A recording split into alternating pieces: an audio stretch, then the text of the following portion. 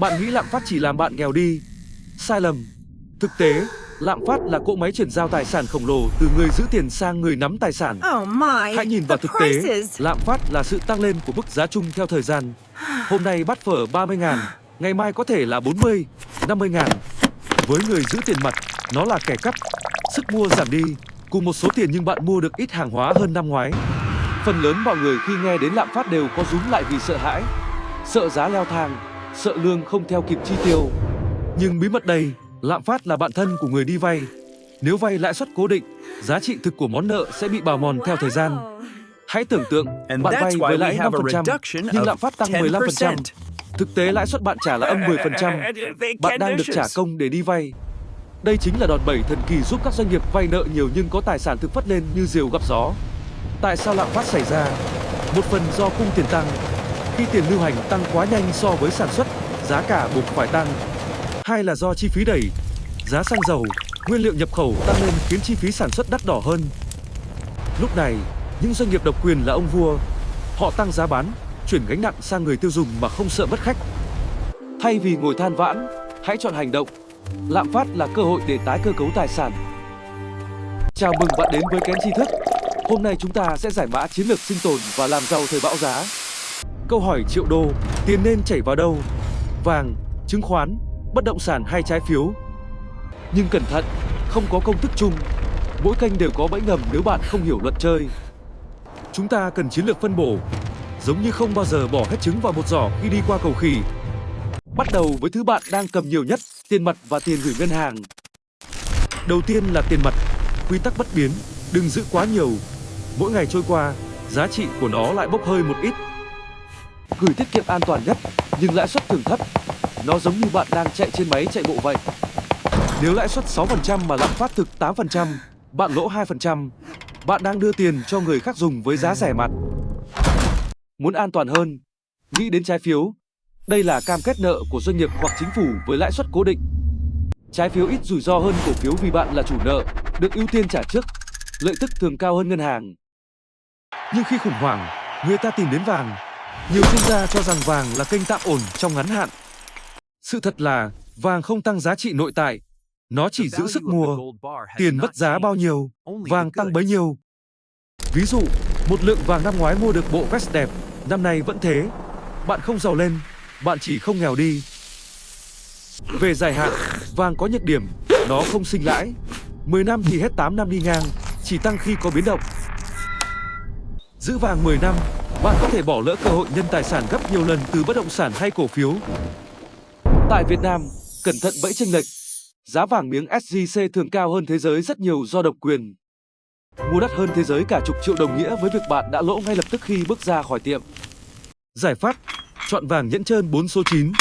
Giá bám sát thế giới, thanh khoản cao, ít bị làm giá. Hãy coi vàng là thủ môn. Chỉ phân bổ 10 đến 20% tài sản vào vàng để phòng thủ.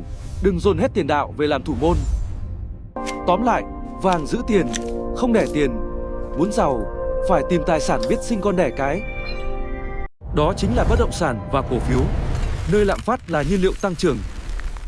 Bất động sản là vua. Dài hạn giá luôn tăng do dân số tăng và đô thị hóa, trong khi đất không đẻ thêm. Bí mật của người giàu, dùng đòn bẩy. Lạm phát 15% sẽ ăn mòn giá trị thực của khoản vay ngân hàng. Bạn vay 5 tỷ mua nhà, 5 năm sau nhà lên 20 tỷ, nợ vẫn là 5 tỷ tiền giấy mất giá. Bạn thắng kép. Chiến lược, tìm vị trí độc quyền. Nhà phố trung tâm, kiosk chợ, thứ không thể sao chép luôn tăng giá.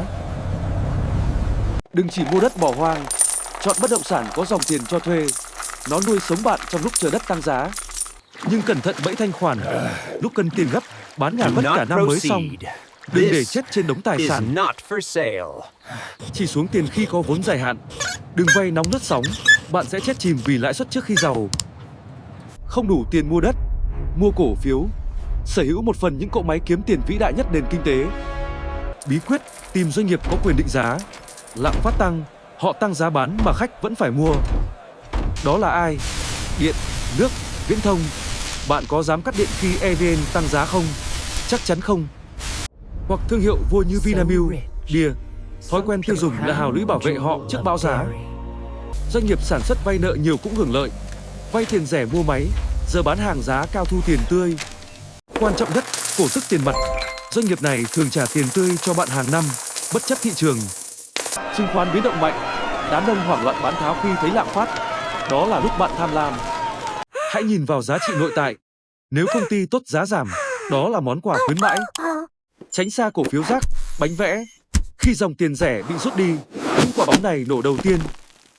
Chiến lược, vàng thủ, bất động sản giữ vốn lớn, cổ phiếu giá trị sinh lời linh hoạt. Nhưng tất cả đều có thể mất đi. Chỉ có một thứ lạm phát không thể chạm tới. Bạn biết là gì không? Đầu tư vào bản thân, kho báu vĩnh cửu. Warren Buffett từng nói, tài sản tốt nhất chống lạm phát không phải vàng, mà là năng lực của chính bạn. Đừng sợ lạm phát, hãy coi nó là con sóng. Nếu giỏi, bạn lướt trên sóng để đi xa hơn. Nếu bạn là bác sĩ, luật sư giỏi nhất, lạm phát tăng bao nhiêu người ta vẫn trả thù lao tương xứng. Buffett khuyên, đầu tư vào kỹ năng giao tiếp. Nó nâng giá trị của bạn lên tới 50% ngay lập tức. Nếu không biết giao tiếp, giống như nháy mắt với cô gái trong bóng tối, chẳng có gì xảy ra cả. Nhưng khi bạn biết truyền tải ý tưởng, đèn bật sáng, bạn thu hút vốn và cơ hội tự tìm đến. Hãy mài giũa bản thân thành nhân sự không thể thay thế. Khi đó, bạn có quyền ra giá với thị trường.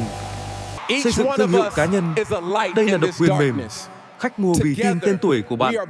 Trong thời loạn lạc, niềm tin là tiền tệ đắt giá nhất. Ai giữ được niềm tin, người đó thắng lạm phát. Đừng tiếc tiền cho não bộ. Lãi suất từ kiến thức là lãi suất kép vô tận. Học thêm kỹ năng mới, ngoại ngữ, code. Đa dạng hóa kỹ năng cũng giống như đa dạng hóa danh mục đầu tư. Tư duy độc lập giúp bạn không bị cuốn trôi. Khi người ta hoảng loạn, kiến thức giúp bạn bình tĩnh nhặt kim cương. Nếu có thể, hãy khởi nghiệp nhỏ. Tạo ra sản phẩm riêng là cách tốt nhất để tạo dòng tiền. Đầu tư bản thân là cuộc chơi dài hạn. Không có đường tắt, nhưng kết quả luôn bền vững. Tổng kết lại, bước 1, phòng thủ. Dành 10 đến 20% cho vàng nhẫn hoặc tiền gửi ngắn hạn. Bước 2, ổn định. Tìm dòng tiền từ cổ phiếu thiết yếu hoặc bất động sản cho thuê. Bước 3, tăng trưởng. Săn lùng bất động sản vị trí độc tôn hoặc doanh nghiệp giá trị. Cú hích X10 tài sản.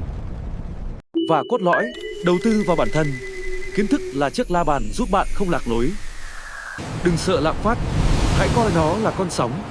Nếu giỏi, bạn lướt trên sóng để đi xa hơn. Bạn chọn làm nạn nhân than khóc hay người chơi làm chủ cuộc đời? Quyền năng trong tay bạn. Nếu thấy giá trị, hãy like và đăng ký kênh Tito Channel. Động lực để mình làm video chuyên sâu hơn. Bạn chọn vàng, đất hay cổ phiếu? Comment bên dưới để cùng thảo luận nhé. Cảm ơn đã đồng hành. Hẹn gặp lại trong video tiếp theo. Chúc các bạn đầu tư thắng lợi.